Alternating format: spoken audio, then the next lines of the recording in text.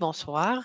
Bienvenue à notre mise à jour des lignes directrices et la prise en charge des petites masses rénales. C'est un plaisir de pouvoir vous accueillir ce soir. Alors, je suis ravie de vous présenter ce rapport et de cette session parce que justement, j'ai tombé dans ces catégories alors pour quelques années.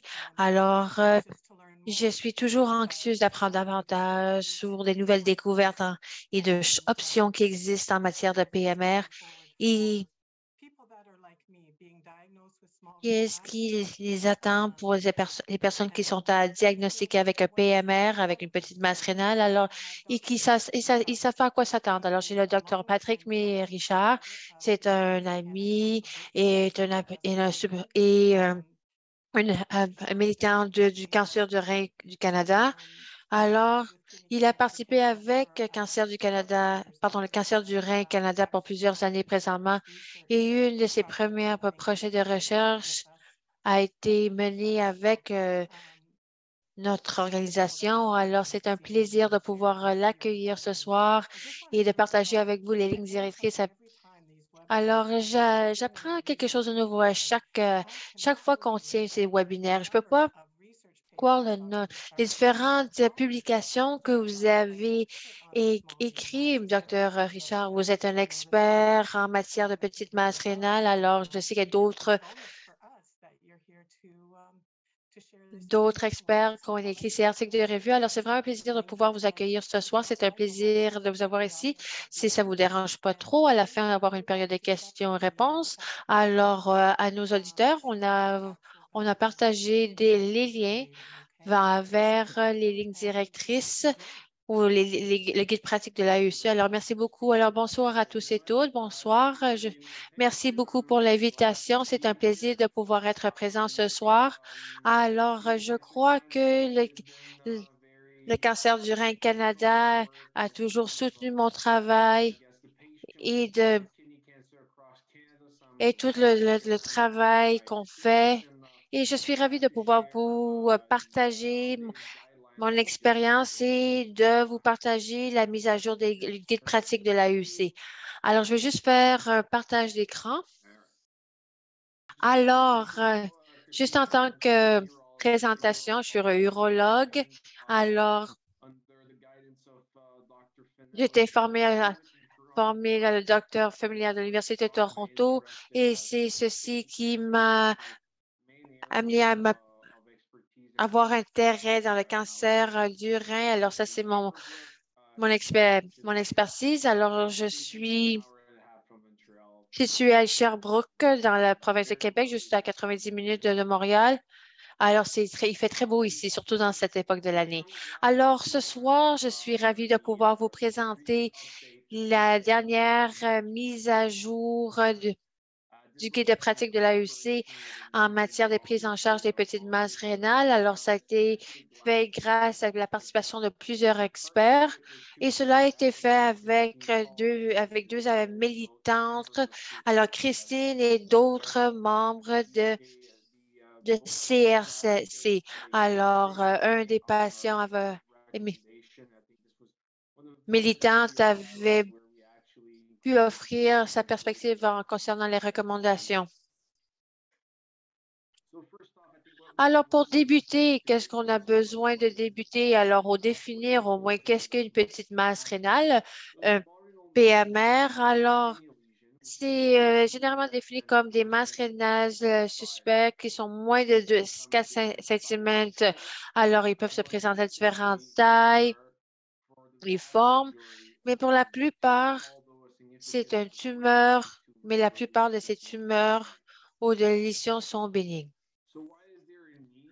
Alors, pourquoi la nécessité d'un guide pratique aux lignes directrices spécifiques en matière des petites masses rénales?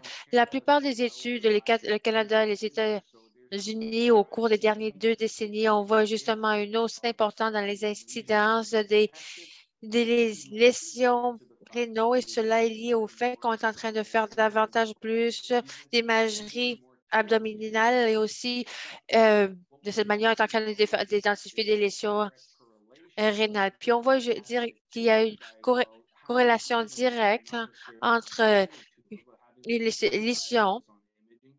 ou de diagnostiquer une lésion dans l'imagerie ou d'avoir des procédures chirurgicales telles que, par exemple, une nephrectomie, entre autres. On en parlera davantage plus tard. Alors, malgré qu'on est en train de diagnostiquer davantage de patients et les patients sont euh, sujettis à des opérations chirurgicales, si vous pouvez voir ici, justement, c'est que le taux de survie n'a pas vraiment changé ou on peut voir que la mortalité n'a pas changé. Alors on ne voit pas de l'expérience.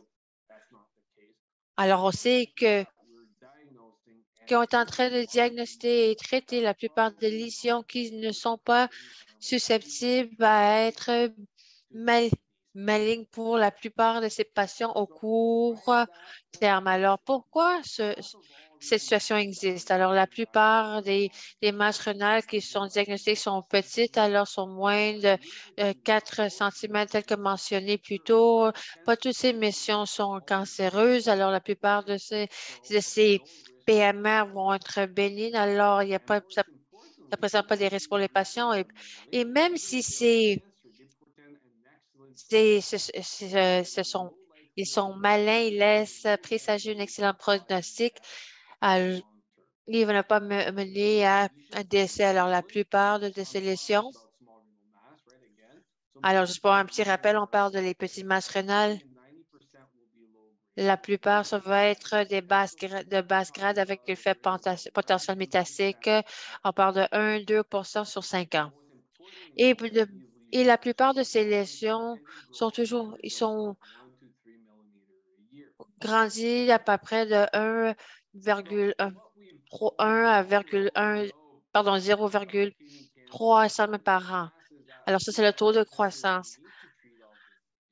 Alors, qu'est-ce qu'on sait? On n'a pas besoin de traiter toutes ces lésions, mais la plupart, il y a des différentes stratégies de traitement qui peuvent être utilisées, mais on n'a pas encore identifié la meilleure manière ou le meilleur traitement, et cela veut dire que la meilleure stratégie de traitement reste débattue.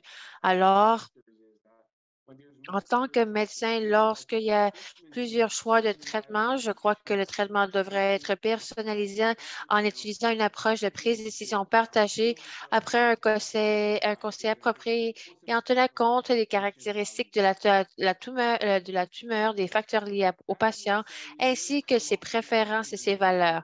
Mais cela est découlé à ses recommandations. On Alors, la force de chaque recommandation a été évaluée comme forte ou conditionnelle, faible selon le CAD grade. Alors, on a mis de l'avant une recommandation forte. Alors, cela veut dire on croit que la grande majorité des patients devraient être pris en charge de cette manière.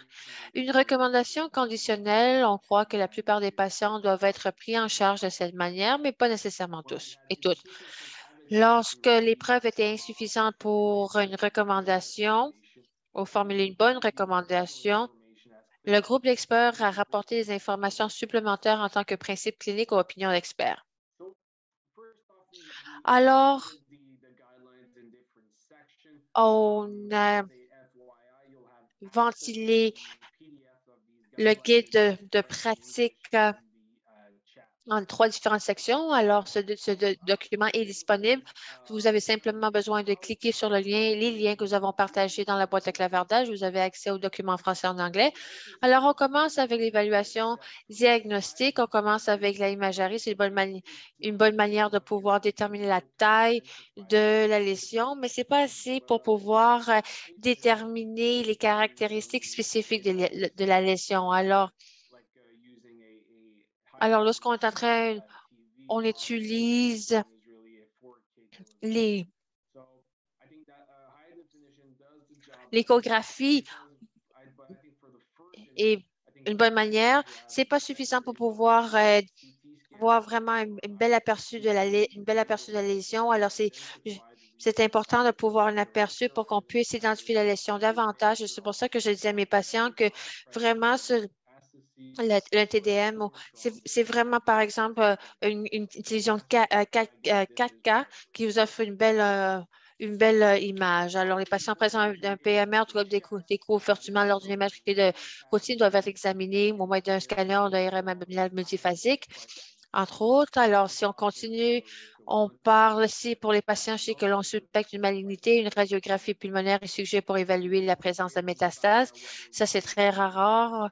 Alors, on avait débattu ce point-là de la radiographie pulmonaire. C'est un examen plus dispendieux et ça, c'est une enquête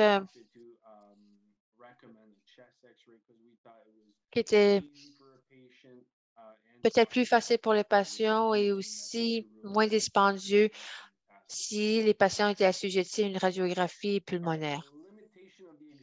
Alors, la limitation de justement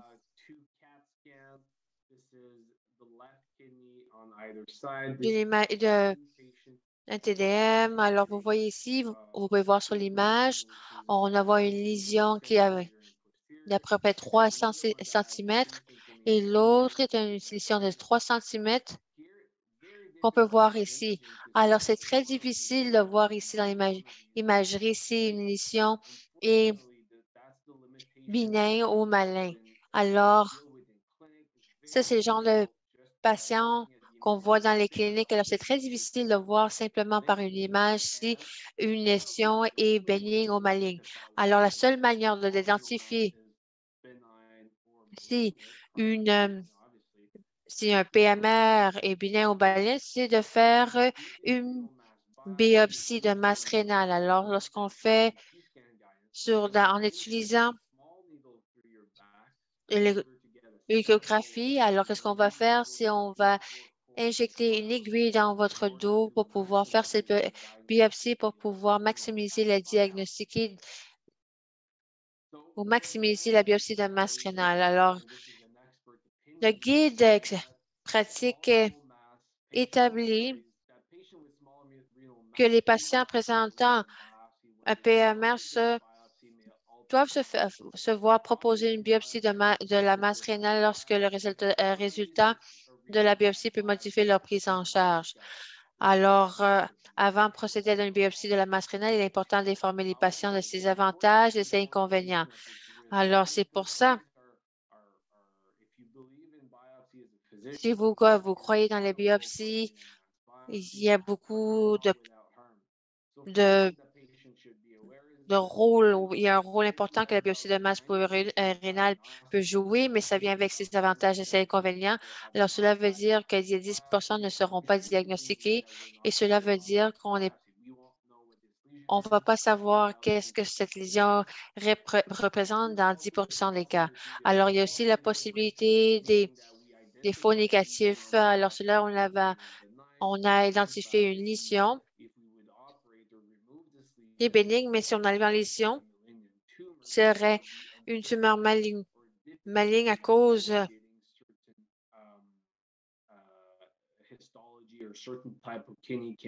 de la difficulté d'identifier ou de diagnostiquer des cancers, entre autres. On parle de moins de 5 mais je crois que c'est quelque chose que les patients devraient garder en tête.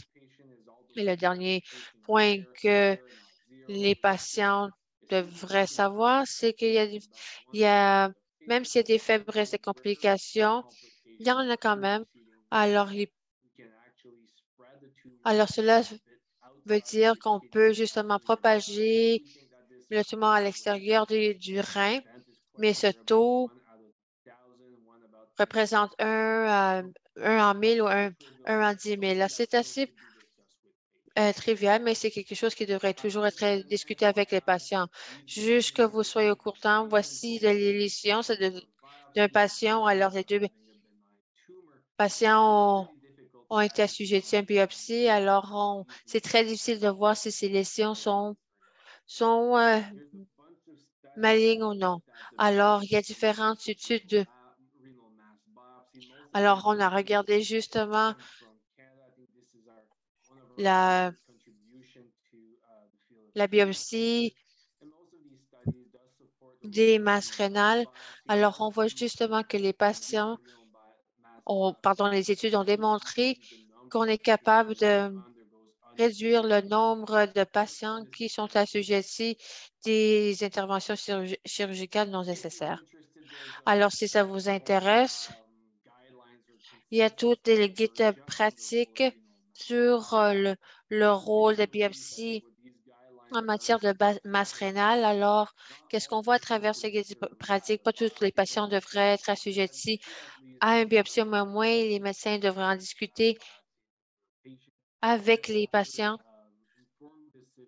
Et après, une décision éclairée devrait être prise pour déterminer si on va de l'avant avec la biopsie ou non.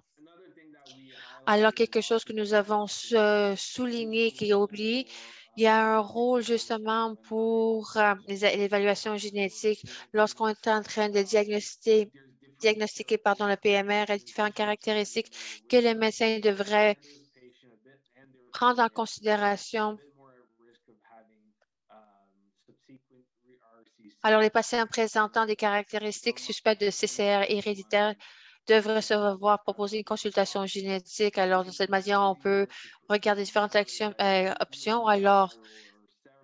Alors, si vous avez plusieurs tumeurs bilatérales ou multifocales, vous êtes un âge précoce de l'apparition de la maladie, vous devrez justement parler de CCR héréditaire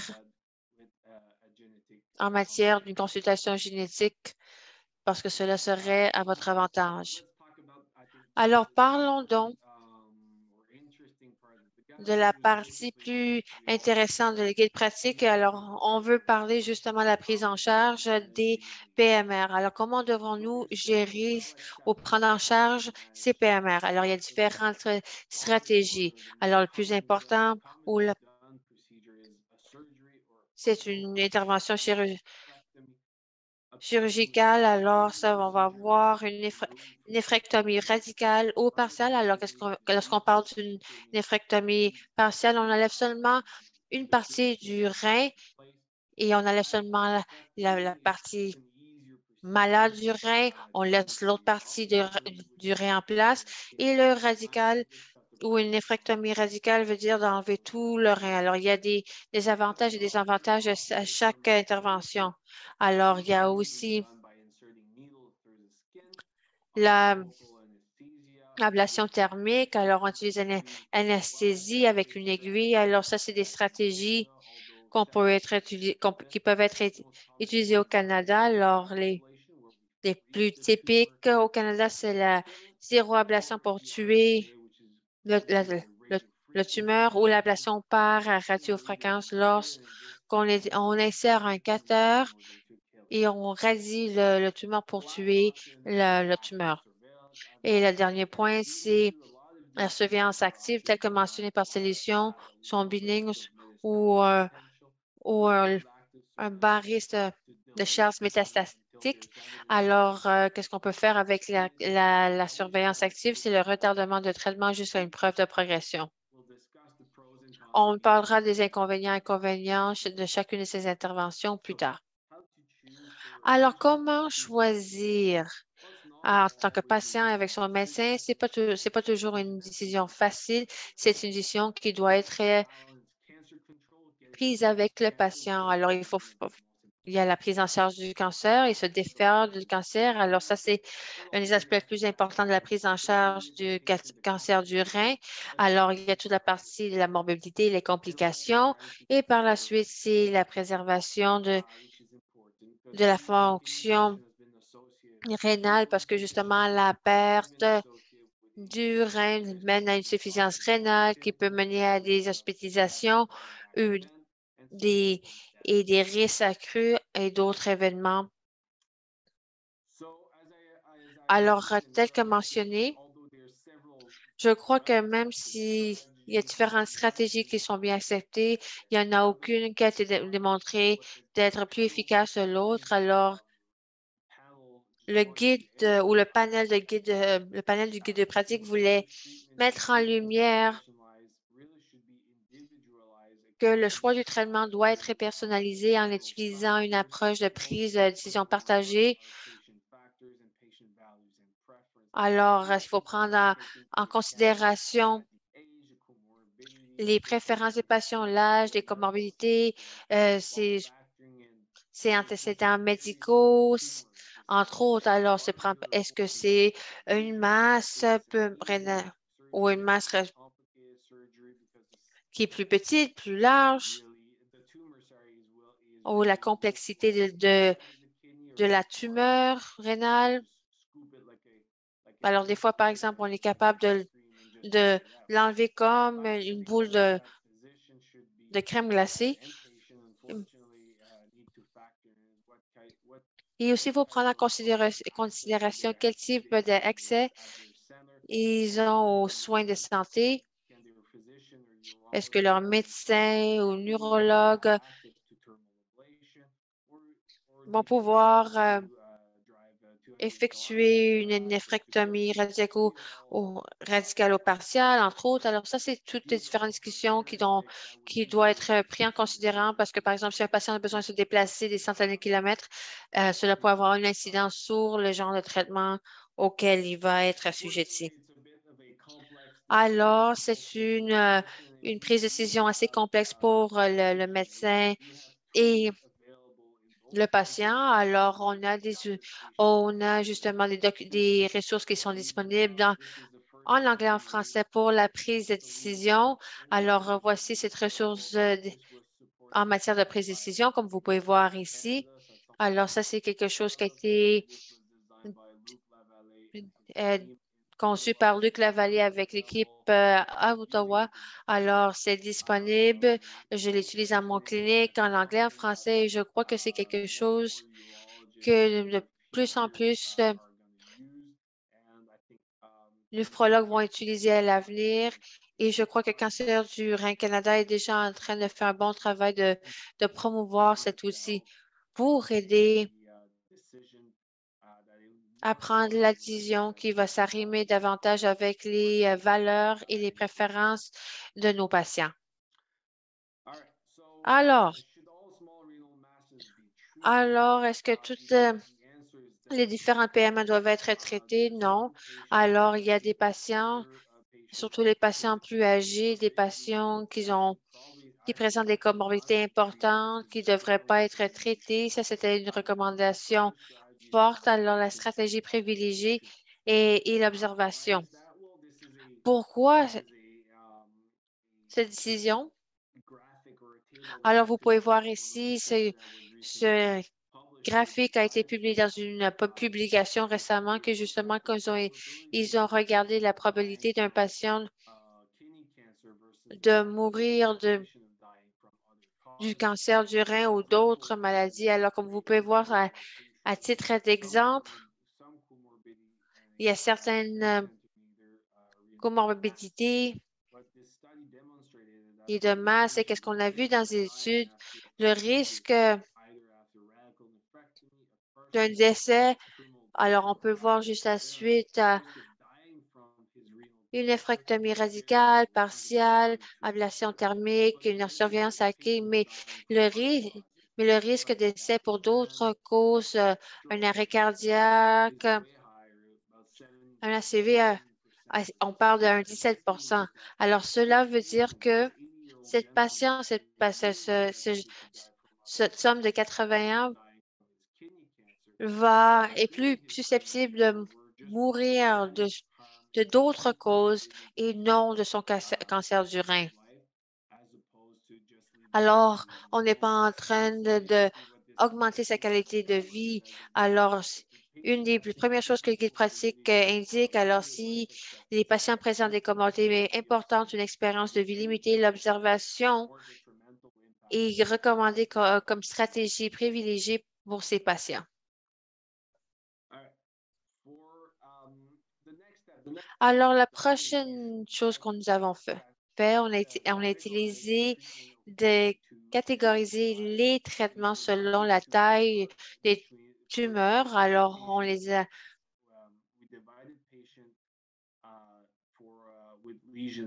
on a regroupé les patients avec des lésions de moins de 200 cm.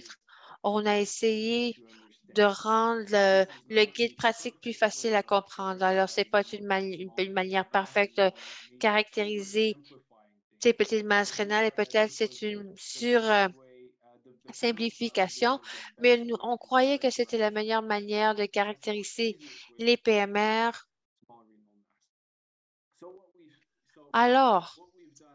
Alors, qu'est-ce qu'on a fait pour les patients avec un PMR mesurant moins de 2 cm? On a fait une recommandation conditionnelle. Alors, cela veut dire que c'est la plupart des patients qui ont un PMR mesurant moins de 200 cm, la surveillance active est suggérée. Alors, ça peut être un peu controversé parce que la surveillance active n'est pas recommandée comme stratégie. Alors, on a regardé les inconvénients et convénients. Alors, pourquoi est-ce on a choisi de recommander la surveillance active? Alors, tel que mentionné, ça, c'est des tumeurs de taux de croissance lent. Ils ont une faible probabilité d'histologie agressive. Alors, on parle de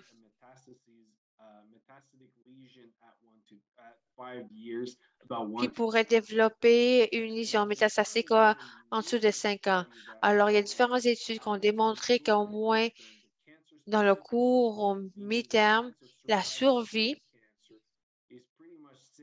est semblable entre la surveillance active, la chirurgie et l'ablation thermique.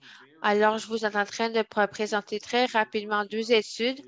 Alors, la première que vous pouvez voir ici, c'est une active que c'est très cher pour moi parce que ça a été développé par des collègues à Toronto.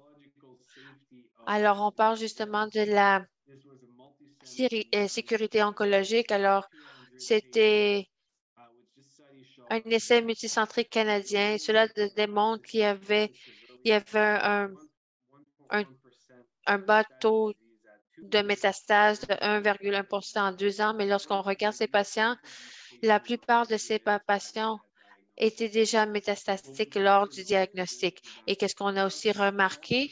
Il y a 12 des cas exigeaient une intervention chirurgicale, mais si vous avez une intervention retardée, c'était semblable à un patient qui avait une surveillance active. Alors, la prochaine étude que je voulais vous partager, la plupart ou de beaucoup de médecins et d'urologues, des patients vont être confortables avec la surveillance active, surtout les patients plus âgés. Mais on a des belles études, des bonnes études solides qui a démontré que même pour les patients plus jeunes, c'est une étude qui comprenait seulement des patients de moins de 16 ans. Cette étude a démontré qu'à 7 ans que si vous avez choisi la surveillance active ou autre, il n'y avait pas de différence à la survie globale, aucun décès ou dû au cancer du rein. Alors, il n'y avait aucune différence en matière de, de traitement. Est-ce que c'est parce que vous avez utilisé la surveillance active en tant que traitement principal et vous allez demeurer sur ce traitement pour le restant de votre vie? Votre risque est plus élevé lorsque vous êtes plus jeune, mais ces études ont démontré que la probabilité de risque nécessitant une intervention chirurgicale était bas. Alors, si vous voulez, regarde.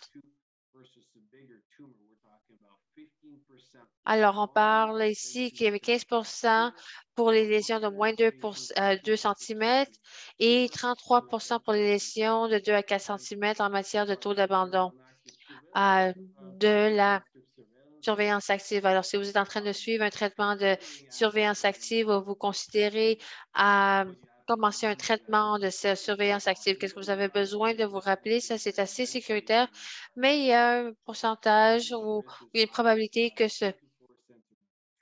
que ça va revenir. Alors, vous juste prendre en considération ces chiffres que vous voyez sur la diapo. Cependant, de la surveillance active. Alors, même si c'est la stratégie préférée, votre néphrologue devrait discuter les autres options qui comprend l'intervention chirurgicale et l'ablation thermique. Et c'est important que les patients prennent des décisions selon leurs propres valeurs et préférences et non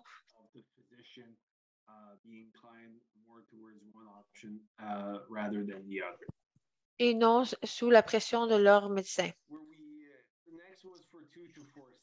Alors, la prochaine partie, c'était des patients présentant des PMR mesurant de 2 à 4 cm. Alors, c'était une discussion que nous avons eue au sein du panel. Alors, et la recommandation que nous avons mis de l'avant, la surveillance active et le traitement définitif, que ce soit la néphrectomie partielle ou l'ablation thermique percutanée, étaient ou sont suggérés comme option de gestion. Et malheureusement, les membres du panel ne sont pas parvenus à un consensus sur une stratégie. Alors, qu'est-ce que nous avons fait en tant qu'énoncé? C'est que la surveillance active devrait être proposée en option aux patients présentant une masse de 2 à 4 cm et la plus, 90 des membres du panel pensaient que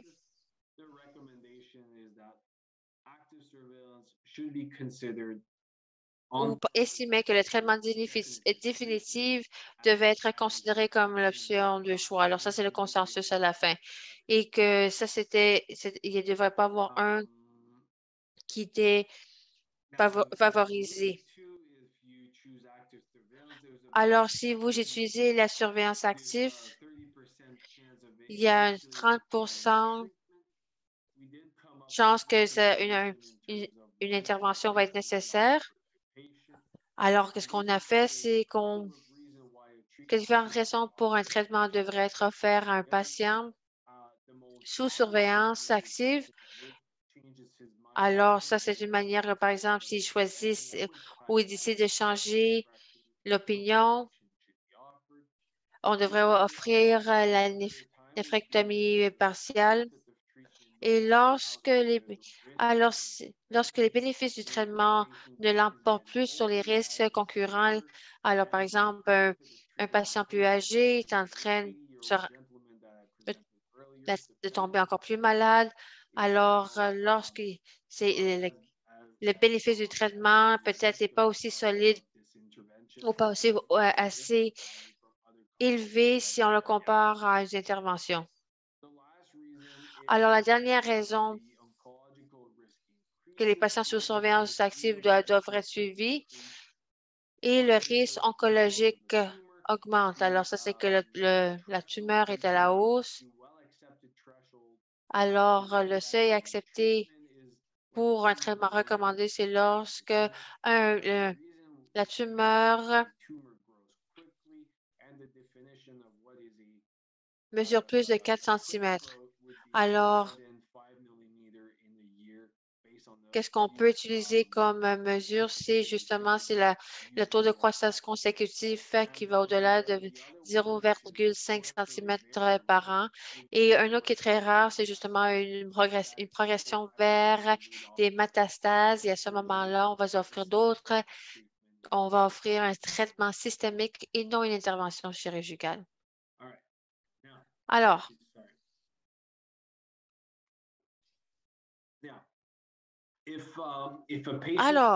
si un patient décide d'aller de l'avant avec un traitement définitif, cela veut dire quoi? Est-ce qu'on devrait leur faire une intervention chirurgicale ou une ablation thermique?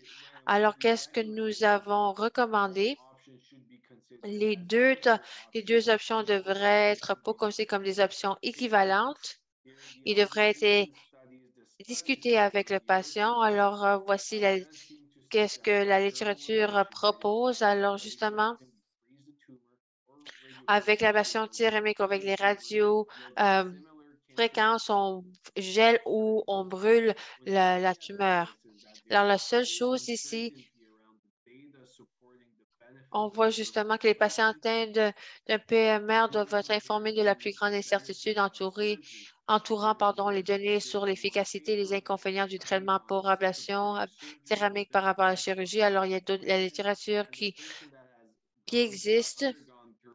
Alors, les patients qui ont été assujettis à des ablations céramiques n'est pas le même qu'un patient qui a été assujetti à une intervention chirurgicale. Alors, c'est une incertitude qui doit être discutée avec les patients parce que les patients sont moins susceptibles de prendre de risques selon les données probantes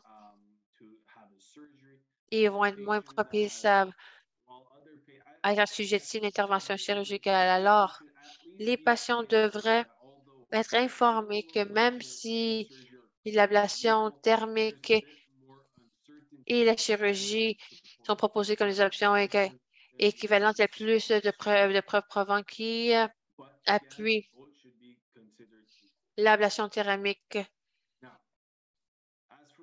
mais les deux devraient être pris en considération. Alors, si un patient veut, veut aller de l'avant avec une chirurgie, il y a des inconvénients et inconvénients. Alors, par exemple, avec une néphrectomie partielle, il y a une meilleure préservation du tissu rénal et de la fonction rénale. Il y a une corrélation entre un, une fonction rénale plus élevée qui ne demandera pas ou ne mènera pas à une hospitalisation. Alors, pour cette raison, on croit que la préservation du tissu rénal est importante. Il y a aussi la néphrectomie radicale. Alors, il semble que il y a un contrôle de cancer similaire. Alors, si c'est une chirurgie beaucoup plus complexe, alors celui-là qui a un taux de complications plus élevé, lorsque vous faites une néphrectomie radicale, lorsque vous comparé à simplement enlever tout le rein. Alors, la néphrectomie partielle est recommandée par rapport à la néphrectomie radicale. Ça, c'est une recommandation forte et cela veut dire que la plupart des patients avec des PMR qui choisissent cette chirurgie devraient être assujettis à une néphrectomie partielle. La plupart des publications qui démontrent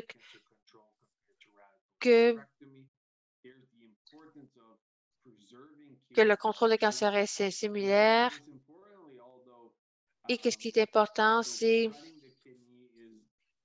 les résultats oncologiques équivalents, une meilleure préservation de la fonction rénale et des inconvénients significatifs comparables pour les patients. Alors, la plupart de ces néphrectomies partielles peuvent être effectuées de manière sécuritaire et avec moins de risques si comparé à la néphrectomie radicale.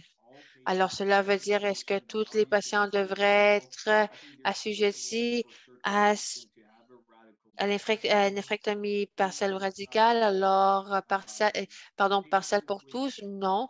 Alors, la néphrectomie radicale doit être réservée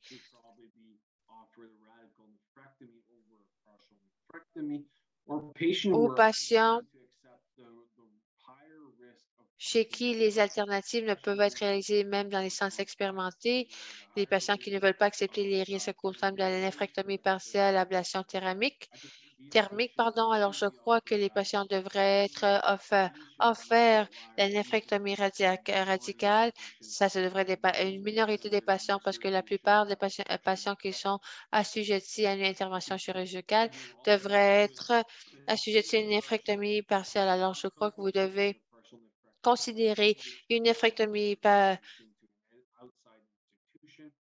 partielle s'ils ne sont pas confortables à mener le- la chirurgie, ils peuvent référer le patient à un centre plus expérimenté pour assurer la préservation du rein. Alors, lorsque vous revoyez ici, alors lorsque cela est possible et sûr sur le plan oncologique, une approche mini-invasive est suggérée par rapport à une approche ouverte.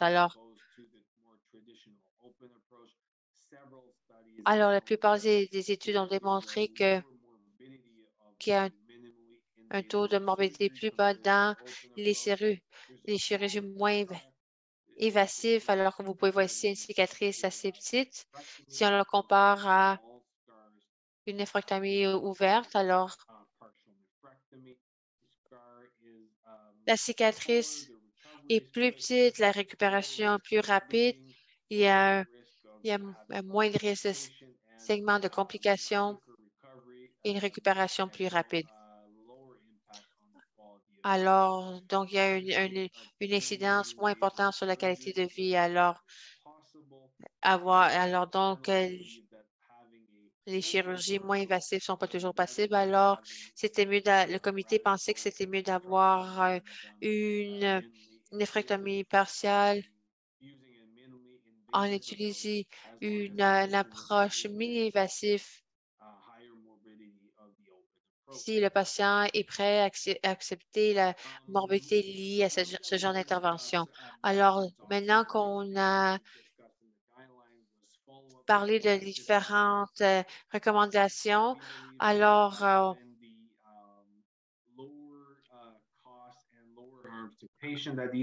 étant donné que les patients devraient être suivis par une échographie abdominale et radiographie pulmonaire juste à ce que les traitements définitifs ne soient plus envisagés, alors c'est-à-dire une atteinte vigilante. Alors, pour réduire des métastases, on voit justement la radiographie pulmonaire devrait être faite juste à temps que les patients ne vont plus considérer ou ne seront plus susceptibles d'avoir intervention chirurgicale.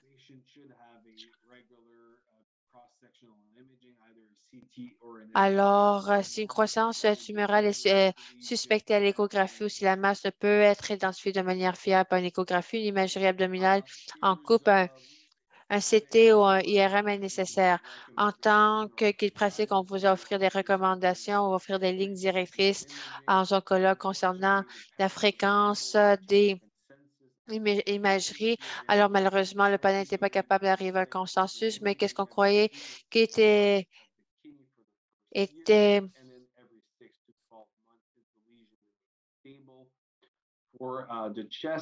sécuritaire en matière de fréquence imagerie abdominale qui varie d'au moins une fois tous les 3 à 6 mois pendant la première année, puis une fois tous les 6 à 12 mois si la lésion reste stable. Alors, ça, c'était des avis experts, mais il n'y avait pas de consensus quant à la fréquence. Alors, on va passer rapidement concernant sur les traitements de suivi. Alors, il y avait tout un document qui a été publié en 2018 pour les patients atteints de CCR. Alors, comme la surveillance active,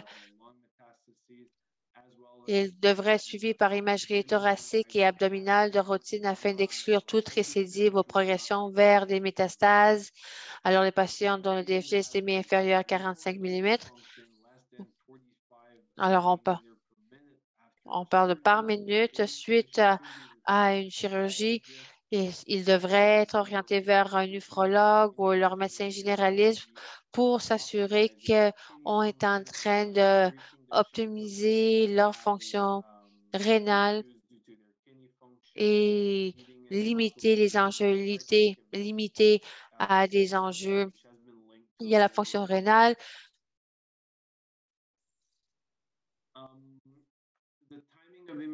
Alors, en matière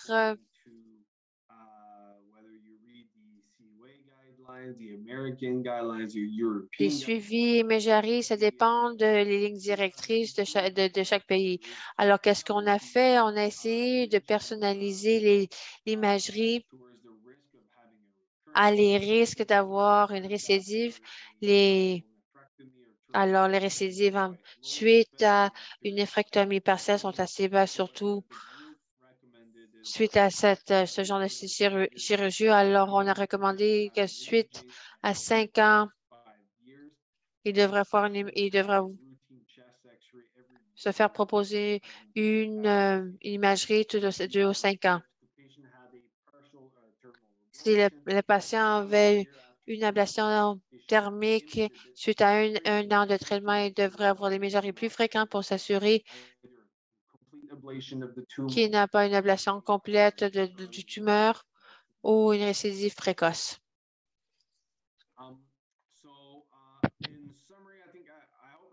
Alors, pour terminer, j'espère que j'étais capable de vous convaincre qu'on voit justement que l'incidence de PMR est en augmentation. Le nombre de lésions découvertes fortunement sont soit bénignes, soit faibles potentiellement métastatiques.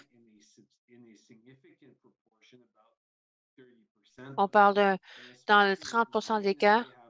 Et que lorsqu'ils sont malins, ils ont un faible potentiel métastique, alors il y a un risque de 5 ans de 1 à 2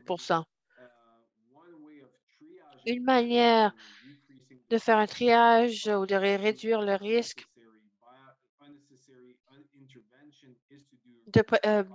d'effectuer des interventions chirurgicales non nécessaires, c'est de faire une biopsie.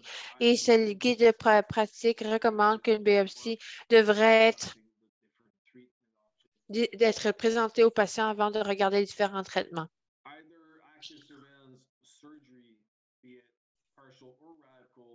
Alors, la chirurgie, que ce soit par radical ou partielle ou l'ablation thermique, les différentes options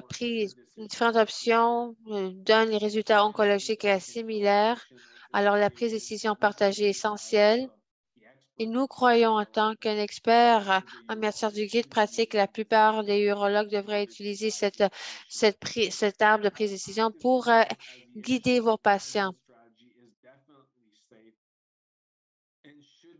Et la surveillance active comme stratégie de prise en charge initiale est sûre dans la plupart des cas, en particulier chez les personnes âgées ou pour les petits PMR de moins de 2 cm. Alors, le traitement définitif entraîne un CSS élevé, quelle que soit la méthode utilisée, mais on doit se rappeler qu'il y a une plus grande certitude sur l'efficacité à long terme de l'ablation thermique par rapport à la chirurgie. En cas de chirurgie, privilégiez la chirurgie ou la néphrectomie partielle si possible. Mais il y a toujours un rôle pour la néphrectomie radicale surtout si c'est des personnes complexes, si ces individus ont un DFGE normal.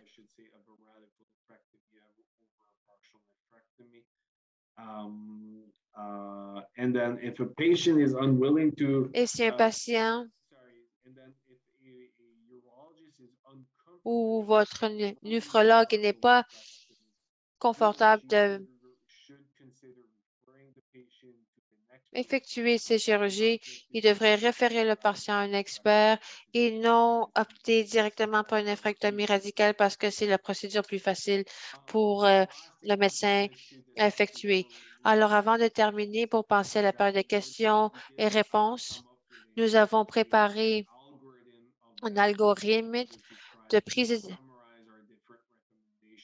prise en charge concernant les petites masses rénales. Alors, si vous voulez regarder à une partie spécifique du guide pratique, je vous invite à regarder ce tableau. Alors, ça vous offre un bilan de tous les différents éléments.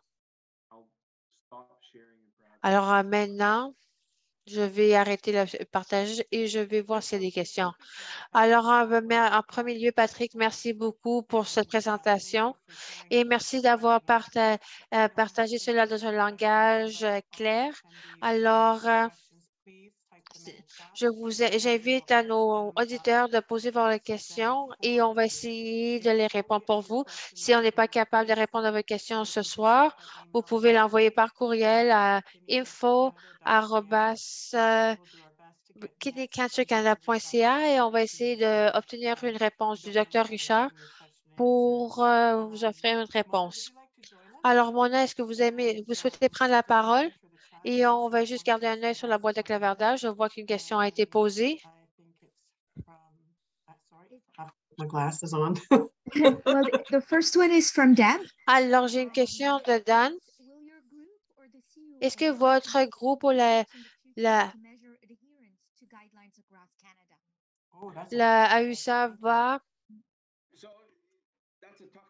faire de la recherche en matière de l'addition aux mesures à ce guide pratique? Alors, ça, c'est une grande question. Alors, même, je pense qu'avec le guide pratique vous offre un bon bilan et de toutes les différentes les données probantes, mais c'est limité à les données. Et il y a beaucoup de recommandations conditionnelles. Alors, je crois qu'on essaye justement de changer la manière que les urologues envisagent la prise en charge. Alors, le premier, c'est de pouvoir inclure dès le début les patients dans la prise de décision. Mais je ne crois pas qu'on peut pas vraiment corriger ou de forcer les spécialistes à utiliser le guide pratique. Alors, je crois que qu'on a vu à travers les données probantes, c'est qu'il y a un besoin important pour des données probantes plus solides et meilleures études pour aider les médecins et les patients dans leur prise de décision en matière de traitement. Merci beaucoup. Alors, j'ai Chuck dans le public qui vous avait demandé une question concernant la taille pour traiter pour une ablation. La plupart des données provenant sur des tumeurs plus petites de moins de 3 cm. Alors oui, on a des données probantes qui soutiennent l'emploi d'ablations thermiques, alors des tumeurs de plus de 5 cm, mais le taux d'ablation est un petit peu plus large. Pour les tumeurs, ce n'est pas impossible, mais le cours de récidive est un petit peu plus élevé. Alors, je crois que le point important ici à retenir, c'est qu'il n'y a pas une approche unique ou une stratégie unique. Alors, les patients devraient être informés des risques et des bénéfices de chacune des interventions. Alors, si un patient est prêt d'accepter ce risque plus élevé, ça, c'est quelque chose à prendre en considération lorsqu'on traite des lésions plus larges. Alors, une question qui parle justement de l'ablation. Alors, si vous choisissez de faire une syroablation, disons que par exemple la récidive ou plus tard, est-ce que c'est possible d'être assujetti ou une nephrectomie partielle? Alors, c'est une bonne question. Alors, une chose que c'est possible, justement, c'est une ablation incomplète ou une récidive. Vous pouvez justement recevoir une deuxième ablation. Ça, c'est la première chose à se rappeler. Alors, c'est facile de effectuer une autre ablation parce qu'il y a un taux de comorbidité plus bas et de complications plus bas. Alors, est-ce qu'une nephrectomie partielle est possible? Oui, mais c'est plus compliqué, mais c'est possible. Et pas tous les nephrologues vont être confortables d'effectuer une nephrectomie partielle. Alors, il y a un taux plus élevé d'être référé à un centre d'experts, mais c'est possible, mais ça ne devrait pas vous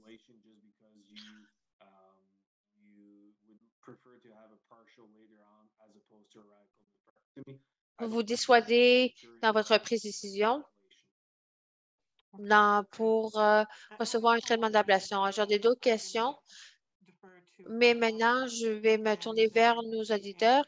Alors, je vois que Andrew a posé une question. Alors, lorsque la surveillance active n'est non plus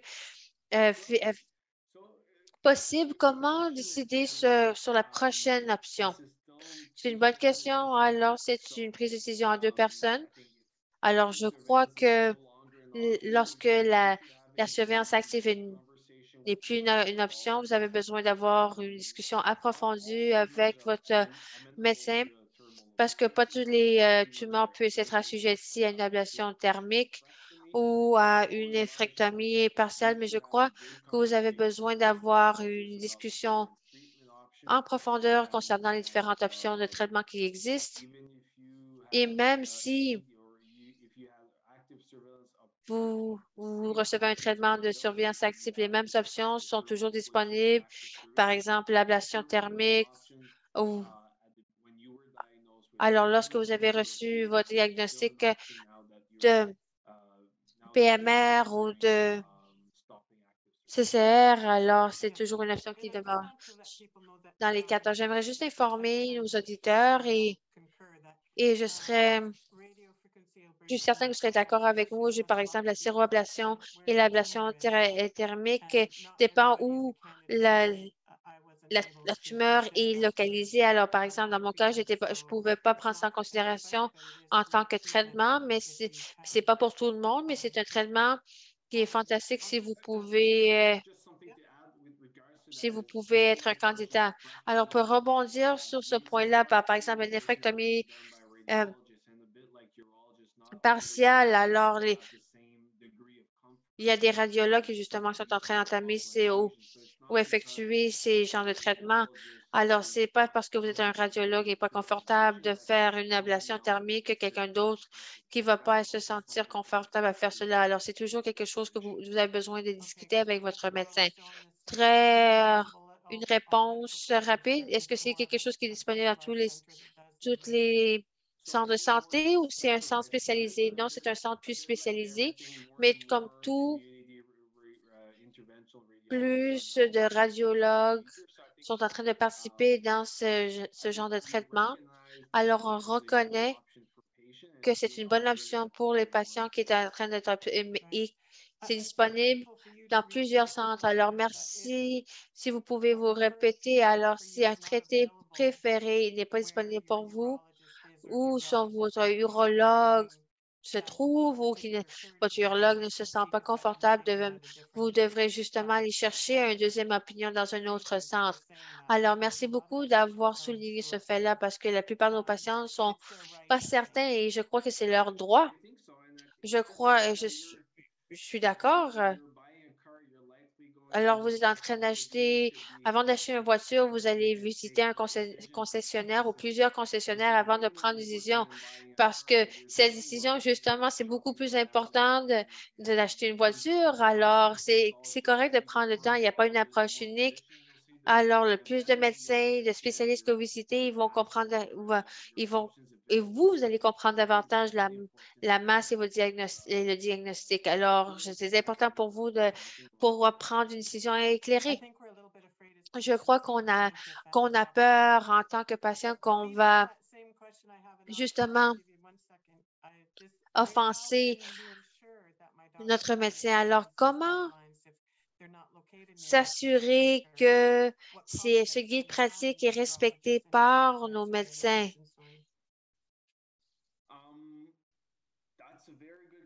C'est une super bonne question. Je crois justement que ça, c'est le travail de Cancer du rein du Canada, c'est le travail de la UC, c'est le travail du panel d'experts qui a préparé ce guide pratique pour s'assurer que le rayonnement du guide pratique est partout au Canada, que qu'ils sont partagés correctement. Non, c'est une bonne question. Alors, on ne peut pas être certain. Vous avez besoin de discuter différentes options. Vous, en tant que patient, vous avez besoin d'être au courant des différentes options qui sont disponibles pour vous. Vous avez besoin de vous assurer que vous êtes confortable avec les renseignements que votre médecin est en train de vous offrir.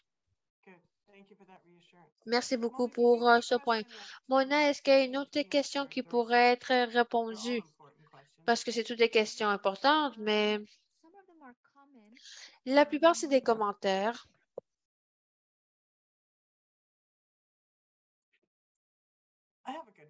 J'ai une question pour vous. Alors, la surveillance active, à quel moment ça se termine? Parce que la plupart des recommandations, c'est 5 ans. Alors, en matière d'intervention, alors moi, je suis un petit peu nerveuse à propos de ce sujet. Qu'est-ce que vous recommandez? Alors, c'est une bonne question. Alors, je crois que avec les guides pratiques de 2018 suite à 5 ans, une récidive est possible, ça devient plus susceptible. Alors, les guides pratiques ne recommandent pas d'arrêter une surveillance active. Alors, vous avez besoin d'avoir une discussion avec votre patient, de personnaliser le traitement.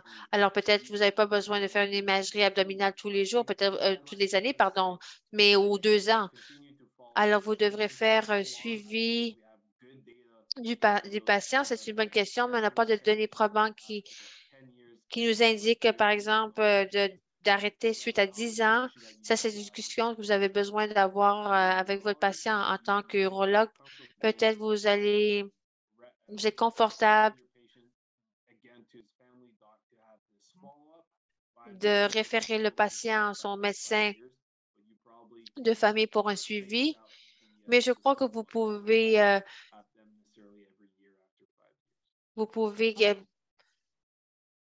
repousser les différents examens. Alors, il y a une question aussi dans la boîte de clavardage. Alors, en matière d'après le traitement, alors, dans la guide pratique ne spécifie pas les tumeurs parce qu'il y a l'histologie qui sont un petit peu plus agressives, mais le guide pratique personnalise ou adapte le suivi selon la taille du tumeur.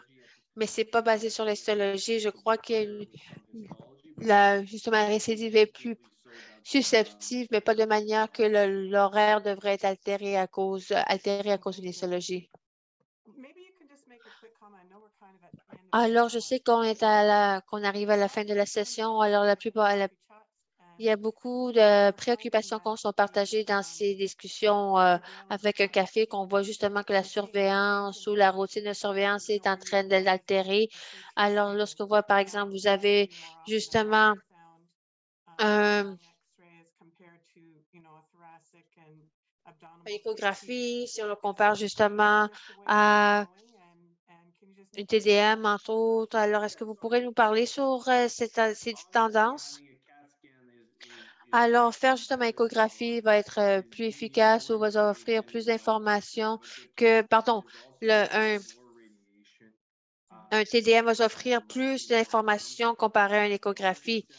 Mais l'échographie pour la plupart des patients, c'est assez solide pour faire une imagerie de surveillance sécuritaire en évitant le risque d'être assujetti à plusieurs TDM. Alors, lorsque vous parlez avec votre médecin, peut-être vous êtes confortable à passer un TDM à une année. Il faut juste prendre en considération la radiation. Alors, s'il y a une bonne relation entre les échographies, la taille, alors c'est toujours c'est une bonne alternative une bonne alternative qui est sécuritaire. Alors, je crois qu'on arrive à la fin. Maintenant, alors une dernière question. Alors, le SBRT, est-ce que c'est un traitement pour les PMR? Alors, c'est quelque chose qui est en train d'être étudié. Alors, c'est quelque chose qui a été exclu du guide pratique parce qu'il n'y a plus d'autres données qui sont en train de soutenir le SBRT et les PMR, mais c'est des petites études. Et c'est pas prêt à être diffusé ou une recommandation nationale. Je crois que c'est une option qui est disponible dans différents centres d'experts et c'est quelque chose qui devrait être offert aux patients, mais c'est quelque chose qui devrait être disponible dans une étude, non à l'extérieur d'une étude. On a besoin de données probantes plus solides. Mais ça, c'est quelque chose d'intéressant Et peut-être pour la première étiration du guide pratique, ça sera quelque chose qui sera inclus. Alors, on va simplement mentionner un point tel que mentionné par Chuck. Alors, c'est important d'éduquer les urologues parce que pas tout le monde et pas tous les urologues ont accès à la même source d'information.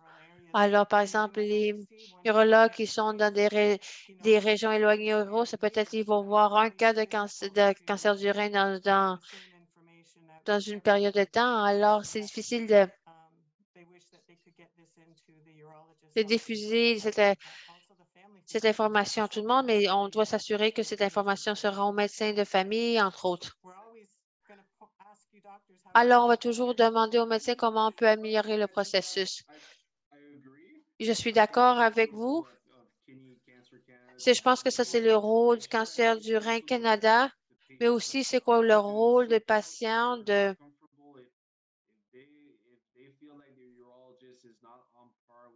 rechercher, de faire la recherche. S'ils ne sont pas confortables, alors c'est toujours possible de demander des références. Alors, c'est important parce que c'est votre santé. Merci beaucoup pour ce point. Alors, sur cette note-là, alors on va me remercier. Ça a été fort intéressant. Si vous avez une question que vous aimeriez qu'on réponde, s'il vous plaît, nous envoyer à moi-même ou à Mona à info@kidneycancercanada.ca. Alors, on vous demande de ne pas partager des cas personnels. On décide des questions plus génériques. Alors, si vous avez une question plus générique concernant des renseignements qui ont été offerts ce soir, n'hésitez pas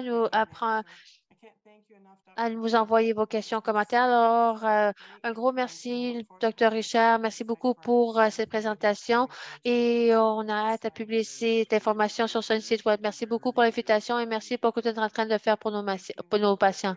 Merci beaucoup. Je vous souhaite une excellente fin de journée. Merci beaucoup. Au revoir.